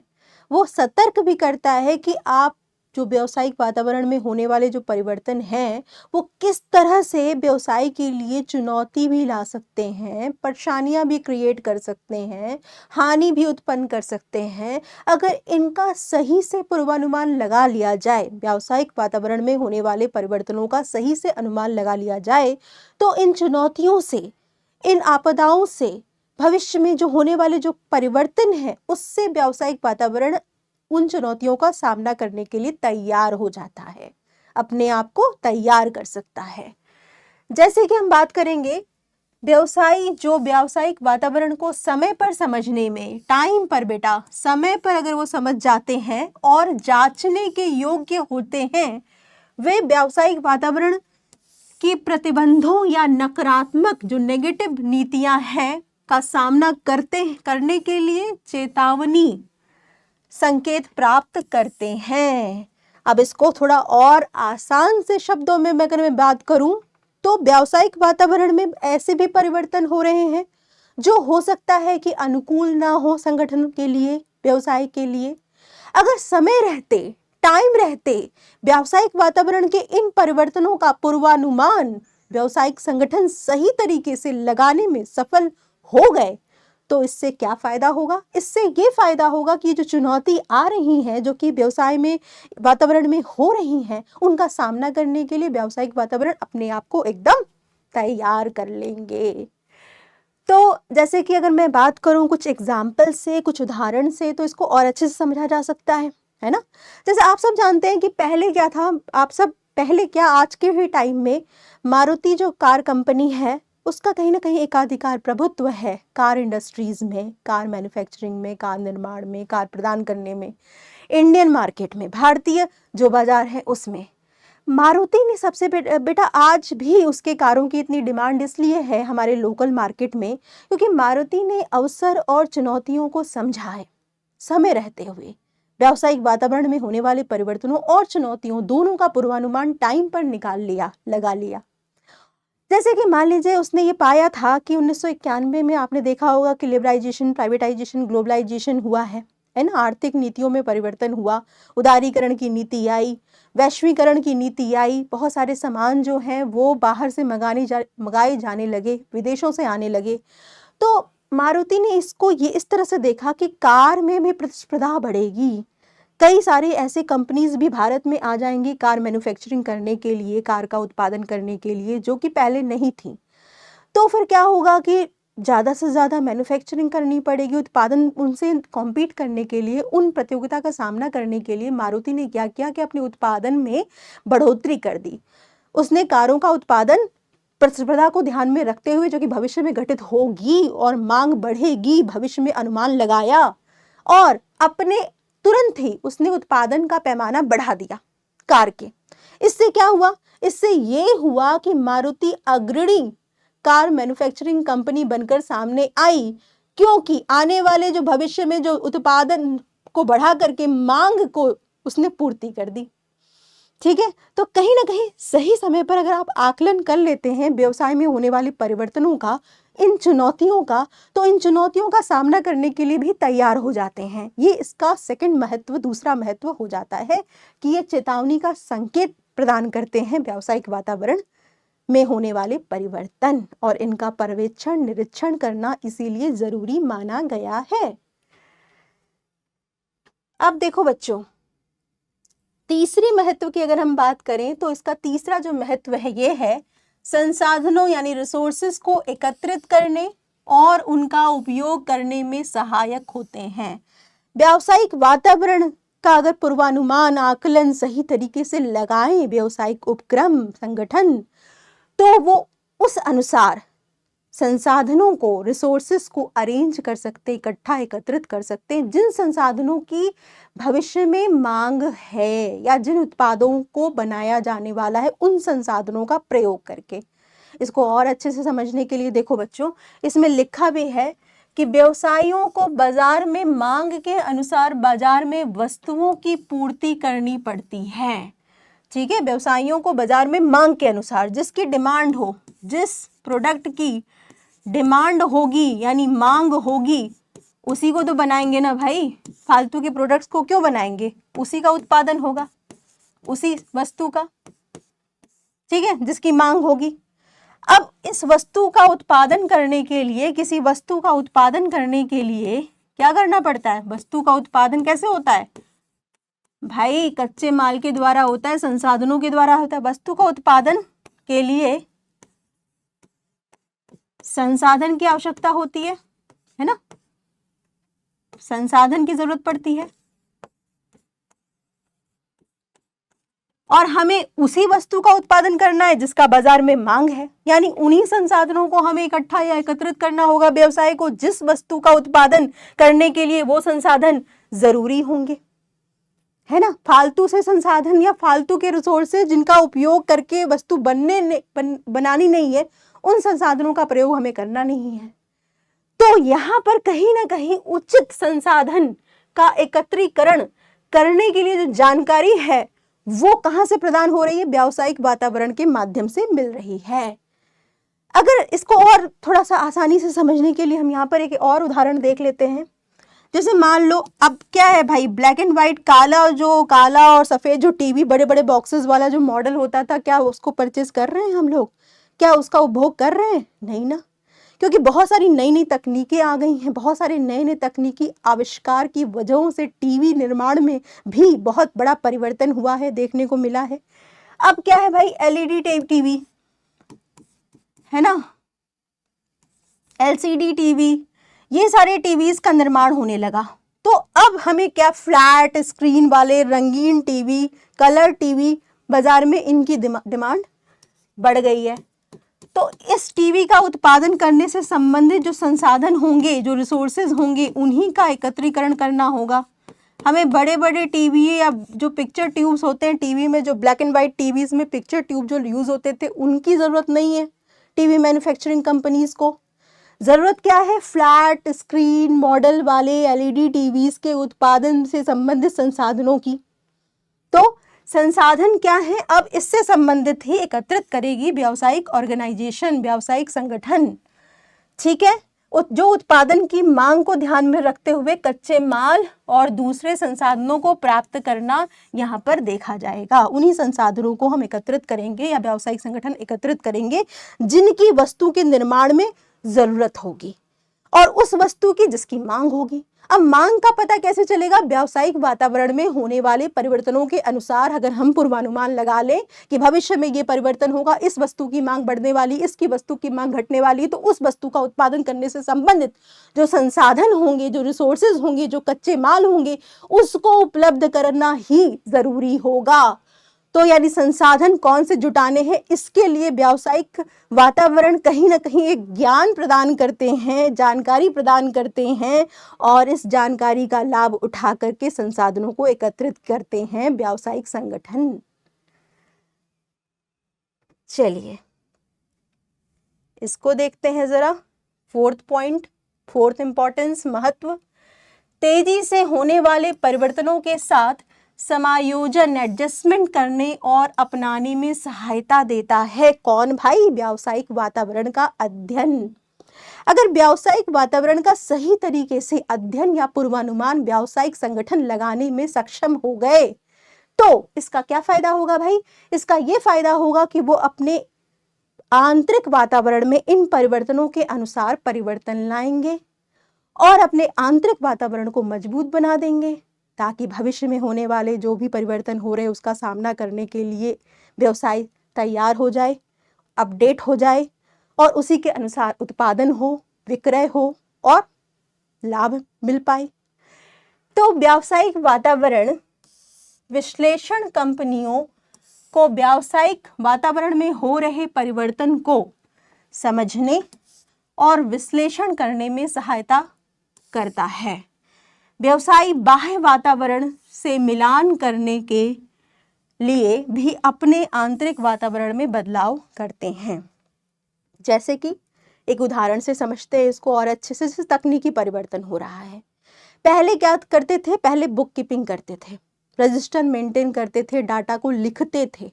अब क्या हुआ? संचार जो तकनीक में नए नए जो परिवर्तन हुए हैं उससे हर चीज़ अब क्या है? फीड करने लगे हैं हम लोग। लैपटॉप में, कंप्यूटर में, डेस्कटॉप में चीज़ों को डाटा का संग्रहण होने लगा है।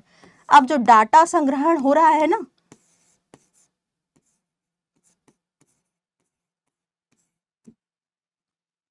वो क्या हो रहा है भाई? कंप्यूटरीकृत हो रहा है। कंप्यूटर के माध्यम से या डेस्कटॉप के माध्यम से, या कह सकते हैं कि हम एक स्टोरेज डिवाइस बना करके डाटा का संग्रहण इसी के माध्यम कर रहे हैं। अब जो लिखने वाला कार्य है वो कम हो गया है। रजिस्टर जो बनाते थे पहले के जमाने में वो खत्म हो गया है ना। नए नए तरीके अपनाए जा रहे हैं कि कैसे डाटा स्टोरेज किए जाए, ठीक है। पेपर वर्क जो है वो कम हो गया है अब कार्यालयों में, ऑफिसेज में।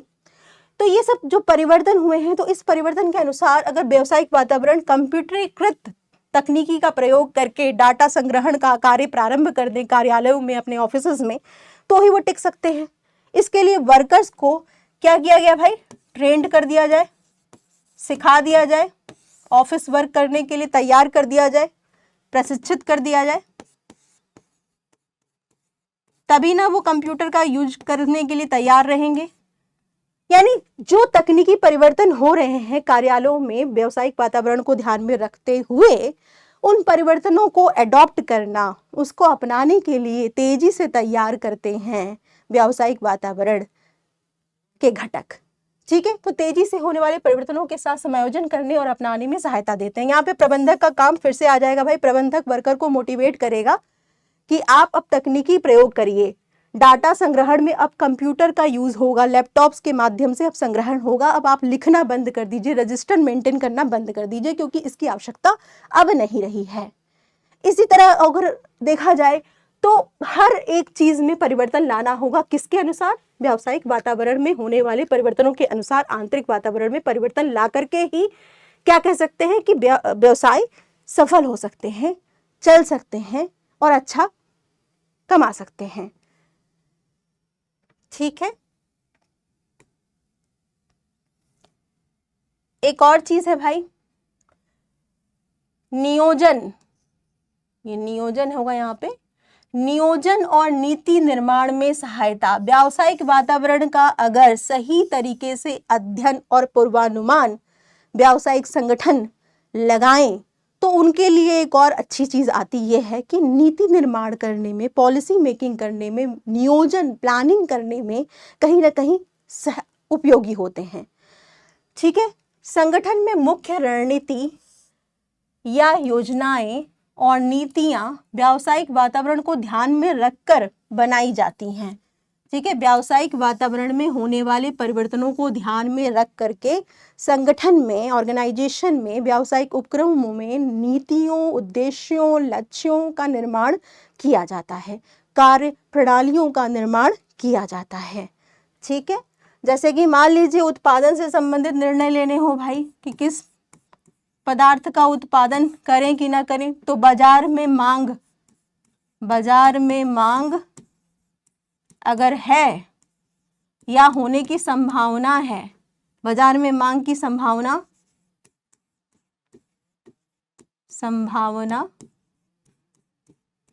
अगर अधिक है, उसी पदार्थ या उसी वस्तु का उत्पादन किया जाएगा, उसी से संबंधित नीति बनाई जाएगी। ठीक है, किसी ऐसे वस्तु का उत्पादन नहीं करेंगे जिसका भविष्य में बाजार में मांग कम होने वाला हो। ठीक है, इसी तरह तकनीकी कौन सी अपनानी है भाई? पुरानी तकनीक जो है वो अप्रचलित हो रही है, नई तकनीक आ रही है, तो उस तकनीक से उत्पादन करने के लिए तैयार होना होगा। तो कहीं ना कहीं नियोजन और नीति निर्माण में सहायता प्रदान करते हैं व्यावसायिक वातावरण के अध्ययन से, या व्यावसायिक वातावरण में होने वाले जो तत्व हैं, जो कारक हैं, जो शक्तियां हैं, उनका अगर सही से पूर्वानुमान लगा लिया जाए तो ये व्यावसायिक संगठन को नियोजन, प्लानिंग करने में, या कह सकते हैं पॉलिसी मेकिंग में लाभदायक सिद्ध होते हैं और सहयोग प्रदान करते हैं।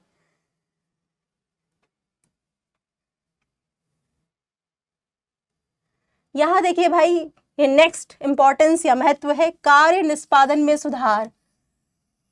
कोई भी व्यावसायिक संगठन अगर व्यावसायिक वातावरण के अनुसार अपनी नीतियों में, अपने आंतरिक वातावरण में परिवर्तन लाता है तो उसका कार्य जो होता है वो सुधार उसमें आ जाता है और अच्छे तरीके से, प्रभावी तरीके से कार्य हो पाते हैं।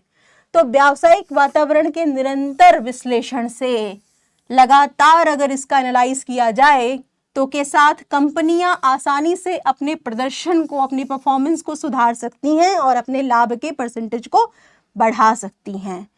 बाह्य वातावरण से मिलान करने के लिए आंतरिक वातावरण में परिवर्तन द्वारा संगठन प्रगति कर सकते हैं तथा अपने बाजार अंश को, अपने प्रॉफिट मार्जिन को उसमें वृद्धि कर सकते हैं।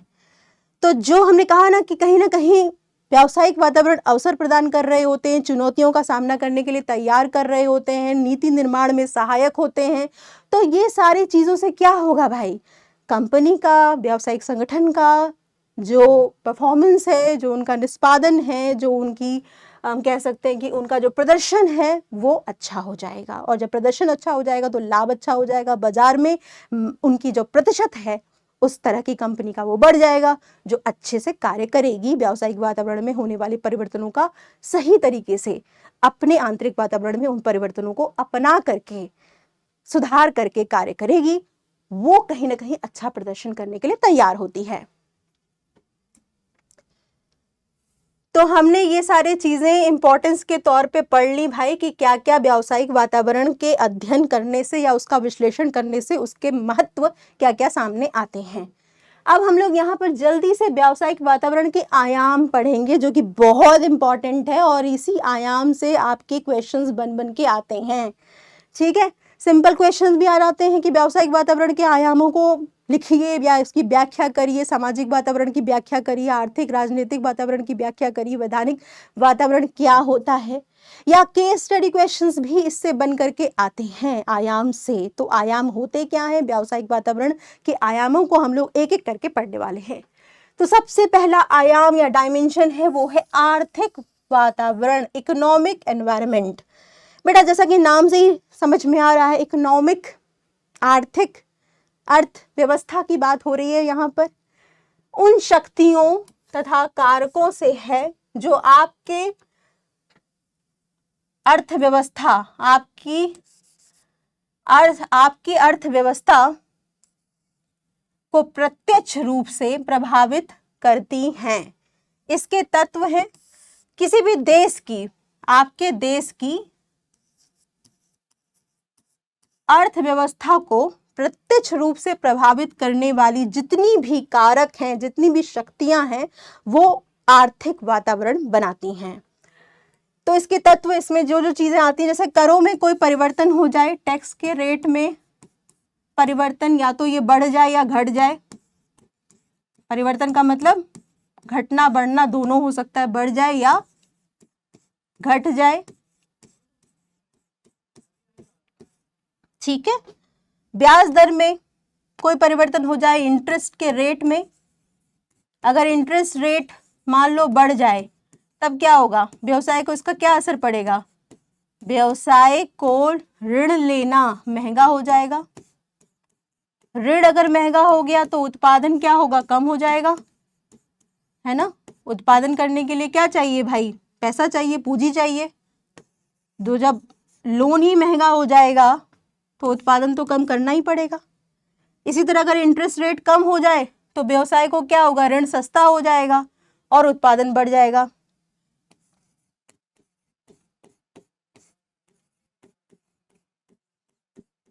ठीक है, व्यवसाय को ऋण महंगा हो जाता है अगर इंटरेस्ट की रेट बढ़ जाती है। तो आय, बचत, निवेश में कोई परिवर्तन हो जाए, इनकम में, जीडीपी में, जीडीपी बढ़ जाए या घट जाए, पर कैपिटा इनकम में कोई परिवर्तन हो जाए, ठीक है। निवेश यानी इन्वेस्टमेंट का लेवल घट या बढ़ जाए तो उसका भी असर पड़ेगा। इन्फ्लेशन का रेट कम या ज़्यादा हो जाए, मुद्रास्फीति की दर में कमी या ज़्यादा बढ़ोतरी हो जाए, उसमें परिवर्तन हो जाए, तो भी व्यावसायिक संगठन को इसका कहीं ना कहीं असर पड़ता है। और ये अर्थव्यवस्था पर प्रत्यक्ष रूप से प्रभाव डालने वाले कारक या तत्व होते हैं आर्थिक वातावरण के, जिनको घटक कहा जाता है। ठीक है, रुपए के मूल्य में कोई परिवर्तन हो गया, डीमोनेटाइजेशन आपने सुना होगा, विमुद्रीकरण, 1000 और 500 के नोट जो प्रचलन से बाहर हो गए थे, उसका असर भी हमने देखा कि व्यवसाय पर क्या क्या पड़ा है ना, या पड़ता है। तो जीडीपी, पर कैपिटा इनकम, राष्ट्रीय आय इत्यादि में होने वाले परिवर्तन या ये सारे तत्व मिलकर के आर्थिक वातावरण को बनाते हैं और इसका बहुत ज़्यादा असर सभी प्रकार के व्यवसायों में देखने को मिलता है। टैक्स का रेट अगर बढ़ता है, सरकार अगर करों की दर बढ़ा देती है तो इसका असर हम देखते हैं कि व्यवसाय पर नेगेटिव पड़ता है, या सरकार अगर करों में कुछ रियायत दे देती है तो इसका असर व्यावसायिक संगठनों पर अनुकूल पड़ता है। तो ये ऐसे तथ्य हैं, ऐसे तत्व हैं, ऐसे कारक हैं जो कि व्यवसाय को प्रभावित जरूर करेंगे। ठीक है, ये परिवर्तन अगर पॉजिटिव या नेगेटिव दोनों प्रकार के हो सकते हैं। अब दूसरा है भाई सामाजिक वातावरण, ये दूसरा आयाम है, व्यावसायिक वातावरण का दूसरा डायमेंशन है। समाज, हम सब क्या है भाई, सामाजिक प्राणी है ना, हम सब सामाजिक प्राणी हैं। तो समाज में, समाज जिसमें व्यवसाय स्थित है के रीति रिवाज, परंपराएं, ट्रेडिशन, कल्चर, इसमें जहां व्यवसाय स्थित है उस समाज में रहने वाले लोगों का जीवन स्तर, लिविंग स्टैंडर्ड, रुचि, इंटरेस्ट, प्राथमिकताएं, प्रेफरेंस, शिक्षा का स्तर, एजुकेशन लेवल शामिल होता है। यानी सामाजिक जो तत्व होते हैं, ठीक है, जिसमें रीति रिवाज आता है, वरीयताएं आती हैं, रुचि आता है, लोगों की सोच आती है, परंपराएं आती हैं, ये सब मिल करके क्या बनते हैं, सामाजिक तत्व बनाते हैं। सामाजिक वातावरण के ये सब तत्व हैं। ठीक है, जैसे अगर हम बात करें सामाजिक पर्यावरण का सामान्य कारक में अगर हम बात करें, जो कि आपके 1 नंबर के क्वेश्चंस में भी पूछ देता है, महिलाओं और अल्पसंख्यकों के लिए नौकरियां या रोजगार में आरक्षण की मांग करना एक सामाजिक परिवर्तन हो सकता है या सामाजिक तत्व में आ सकता है। दूसरा है पुरुष और महिला श्रमिकों के समान मजदूरी भुगतान द्वारा महिलाओं के समान स्तर के लिए मांग करना। ये भी एक सामाजिक परिवर्तन है जिसमें महिला को एक सामाजिक दायरा या सामाजिक बराबर की स्थान दिया जा रहा है, उसकी मांग करना। जीवन की गुणवत्ता में परिवर्तन, लोगों के लिविंग स्टैंडर्ड में अगर चेंजेस होते हैं तो ये उत्पाद की मांग पर सीधा असर डालते हैं। मान लीजिए लोगों का जीवन का स्तर बढ़ गया किसी देश में, तो उससे क्या होगा भाई, अगर उनका लिविंग स्टैंडर्ड बढ़ेगा तो वो घटिया किस्म की जो पुरानी जो क्वालिटी के या घटिया या कह सकते हैं कि निम्न क्वालिटी के जो पदार्थ थे उनका उपभोग वो करना बंद कर देंगे। अगर किसी के राष्ट्र, अगर मान लीजिए कि यहाँ पर कह रहे हैं कि लोगों के रीति रिवाज में परिवर्तन हो जाए, जैसे मान लीजिए कि अभी हमने देखा है कि फेस्टिव सीजन आने वाला है ना, रक्षाबंधन आने वाला है इसी अगस्त में। तो रक्षाबंधन हो गया, ये क्या है, ये हमारी एक तरह से कल्चर रीति रिवाज है, एक हमारा फेस्टिवल त्यौहार है जिसे हम सब बड़े प्यार से मनाते हैं। तो रक्षाबंधन के त्यौहार में किस पदार्थ की जो मांग है वो बढ़ जाती है। रक्षाबंधन एक त्यौहार है बेटा, ये सामाजिक वातावरण का एक कह सकते हैं कि एक तत्व है त्यौहार के रूप में। इस त्यौहार के आने पर क्या किसी विशेष प्रकार के पदार्थ की मांग बढ़ जाएगी या उस पर कोई असर पड़ेगा? जल्दी से सोच करके सोचते रहिए, फिर हम आपको अच्छे से इसको बताएंगे। तो जीवन की गुणवत्ता में परंपराएं और रीति रिवाज जो हम ट्रेडिशन कस्टम फॉलो करते हैं उसका बड़ा असर पड़ता है। हमारी जो मान्यताएं हैं वो बड़ी सटीक या ठोस होती हैं। हम अपनी मान्यताओं पे, अपनी रूढ़िवादिताओं पर कभी कभी उसको चाह करके भी बदल नहीं पाते हैं, क्योंकि हमारी सोच संस्कृति को प्रतिबिंब होती हैं। तो ये सारे कंपोनेंट कारक सामाजिक वातावरण को बनाते हैं। अब मैंने आपको जो क्वेश्चन पूछा था कि फेस्टिव सीजन में किसी पर्टिकुलर प्रोडक्ट की डिमांड बढ़ जा रही है, तो वो क्या है भाई, मिठाइयाँ जो है ना, ये बड़े बड़े किस्म की मिठाइयाँ, ये मिठाई बनाने वाले जितने भी व्यवसाय हैं, छोटे बड़े जो भी हैं, ये डिफरेंट टाइप्स की जो मिठाइयाँ हैं उनका जो उत्पादन है और उनका जो उपभोग है वो त्योहारों में बढ़ जाता है। त्यौहार हमारी संस्कृति और रीति रिवाज को बताते हैं, जो कि सामाजिक वातावरण का एक कंपोनेंट, एक तत्व होते हैं। तो जब त्यौहार आते हैं तो इन उत्पादों के दाम बढ़ जाते हैं। ऐसे ही दीपावली में हमने देखा क्रैकर के, पटाखों के और मोमबत्तियों के, दियों के जो पदार्थ है उनके मांग बढ़ जाती है। तो ये क्या है, ये हमारे रीति रिवाजों के कारण हो रहा है, ये हमारे सामाजिक परिवर्तन जो हमारा सामाजिक कंपोनेंट है उसके कारण हो रहा है। ठीक है, देखिए हर एक ट्रेडिशन वाइज डिफरेंट वेशभूषा वाला है, हमारी परंपराएं, हमारी संस्कृति। और हम सब जानते हैं जो भारत है वो तो विविधताओं वाला देश है ना। इसमें डिफरेंट कल्चर, बहुत विभिन्न कल्चर संस्कृति को अपनाया जाता है, इसका पालन किया जाता है।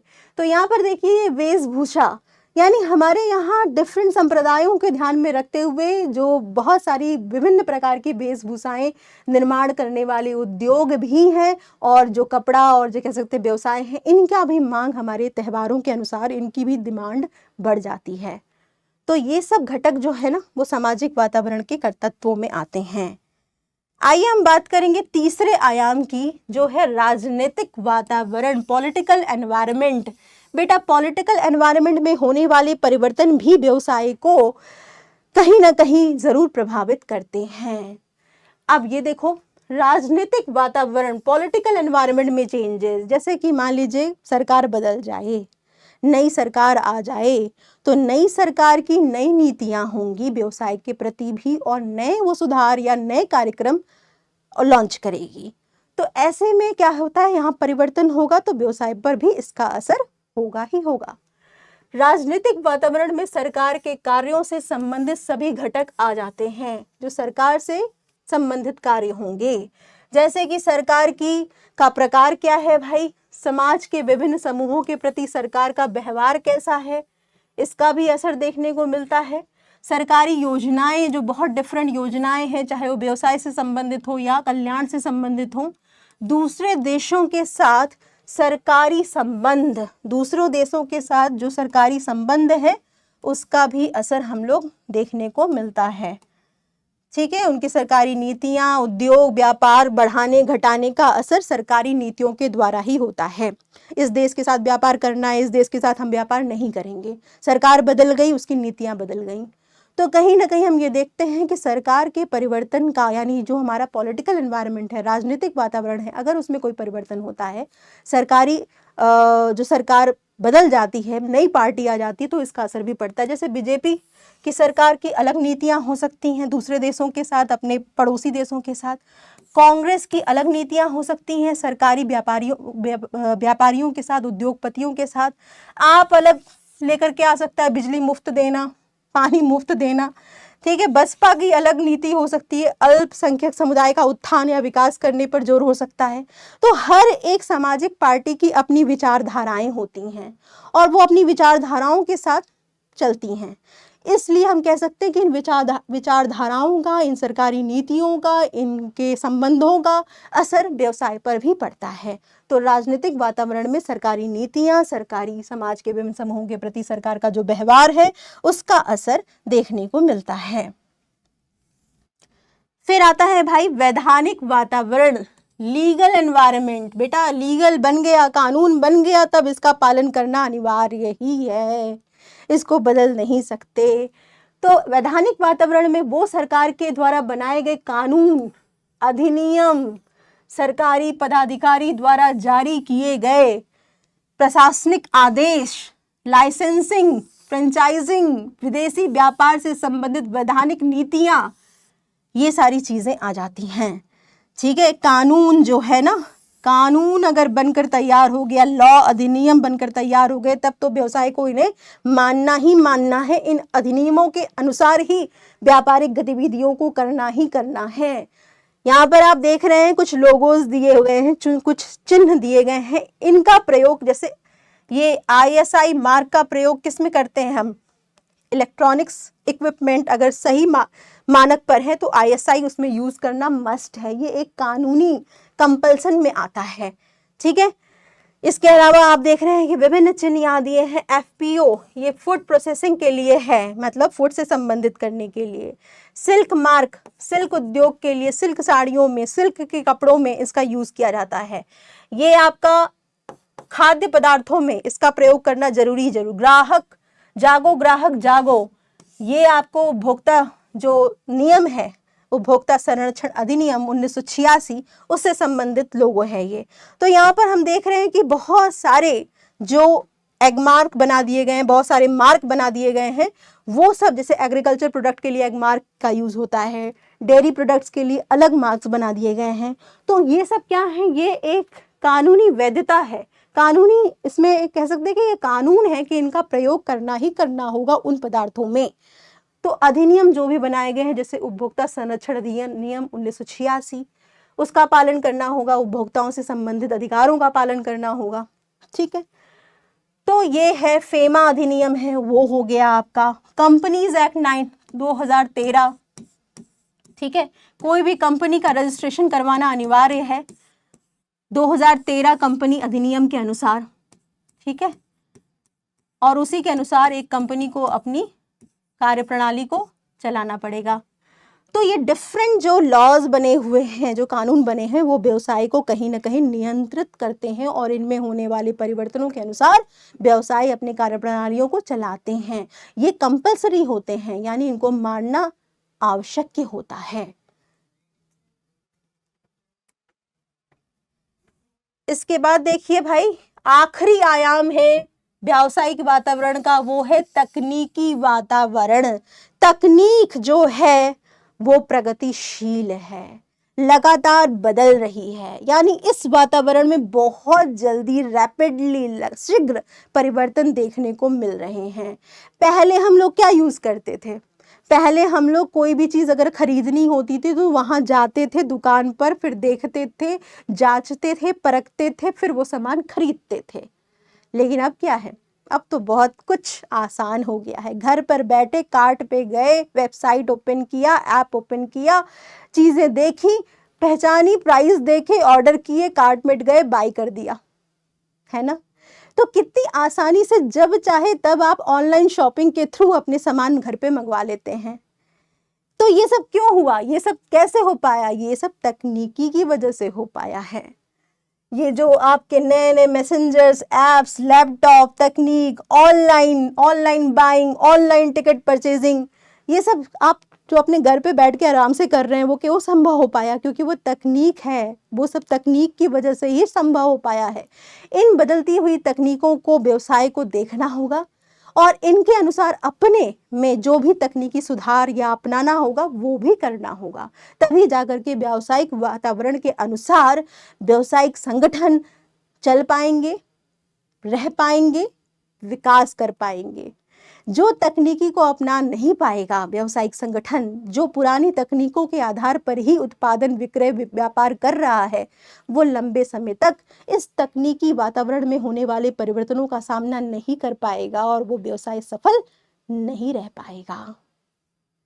ठीक है, तो तकनीकी वातावरण के अंतर्गत तकनीकी सुधार तथा नवाचार, इनोवेशन से संबंधित शक्तियां आती हैं जो वस्तुओं और सेवाओं के उत्पादन के तरीके, प्रोडक्शन के मेथड तथा व्यवसाय संचालन के नए तरीके, ऑनलाइन तरीका प्रदान करती हैं। तकनीकी वातावरण तो बहुत तेजी से बदल रहा है बच्चा। कभी कभी राजनीतिक वातावरण भी थोड़े समय के लिए स्थिर हो जाता है, सामाजिक वातावरण भी लंबे समय के बाद परिवर्तित होता है या बहुत जल्दी परिवर्तित नहीं होता है। हम आर्थिक वातावरण में भी परिवर्तन हो रहे हैं, समय समय पर चीज़ें बदल रही हैं, लेकिन जो तकनीकी वातावरण है ना, उसमें बहुत तेजी से परिवर्तन हो रहा है। संचार क्रांति, अनुसंधान के नए नए तरीकों के द्वारा उत्पादन की नई नई विधियां, नई नई तकनीक, नई मशीन्स आ रहे हैं। कम्युनिकेशन टेक्नोलॉजी तो बहुत ज़्यादा तेजी से बदल रही है। अब देखिए, हम आपको पढ़ा रहे हैं, यहाँ पर आराम से आप अपने घर में मोबाइल का यूज़ करके पढ़ पा रहे हैं। पहले आप यही चीज़ पढ़ने के लिए आपको कोचिंग्स में जाना होता था, ट्यूशन्स लेने पड़ते थे, घर पे लोग आते थे पढ़ाने के लिए, स्कूल्स तो आप जा ही रहे हैं। तो तकनीकी की वजह से यहाँ पर घर पर आप मुझे देख पा रहे हैं, सुन पा रहे हैं, पढ़ पा रहे हैं। तो ये क्यों हो रहा है? क्योंकि तकनीकों में परिवर्तन हुआ है, इस वजह से। तो व्यावसायिक वातावरण को भी इन परिवर्तनों को अपनाना होता है। तो ये थे आपके भाई तकनीकी वातावरण और व्यावसायिक वातावरण के डायमेंशंस। ये अध्याय हमने यहाँ पर कंप्लीट कर लिया है। हमने क्या क्या चीज़ें पढ़ी? हमने ये पढ़ा कि व्यावसायिक वातावरण क्या होता है, इसका अर्थ पढ़ा हमने।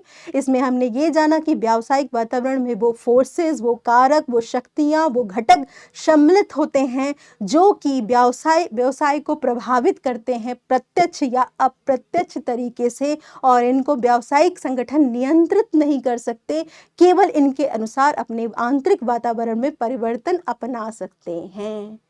इसके बाद हमने व्यावसायिक वातावरण के महत्व को पढ़ा, इसकी विशेषताओं को पढ़ा और आयाम को पढ़ा। तो उम्मीद करती हूँ कि आपको ये सारी चीज़ें समझ में आई होंगी और आप इसे ज़रूर जा कर के रिवाइज करिए।